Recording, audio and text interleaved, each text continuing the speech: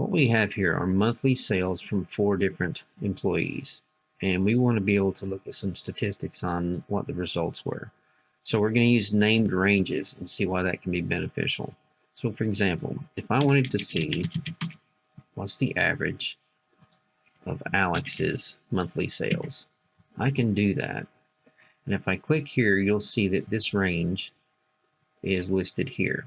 Now, if I try to copy this over, you'll now see that it's grabbing the range of the next column over. And the same thing as if I tried to go down, you'll see that now instead of starting on A2, it's starting on A4. So these ranges aren't necessarily locked in place.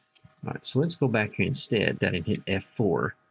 It's now locking that particular range. So even if I copied this over, we're now going to get the same number each time because it's always referencing this particular range. So there's another thing that we can do.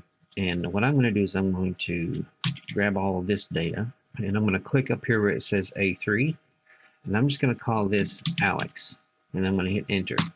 And what's happened now is I have created a range. If I hit Control F3, I can see now that the name Alex refers to this particular range on this tab.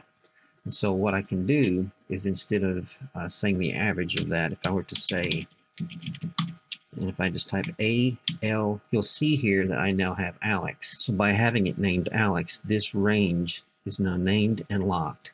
So just like before, if I copy this over, it's always referencing that named Alex. So what I can go ahead and do is I can do the same thing for Susan, right? And I can do the same thing for John. And I can do the same thing for Sally. Okay. Now, if at any point I were to come in here and I just change this to JOHN, I'll now get the results for John, etc. If I were to change that to Sally, I think you get the idea. Good. So that's the end of part 1 for using named ranges in your workbooks.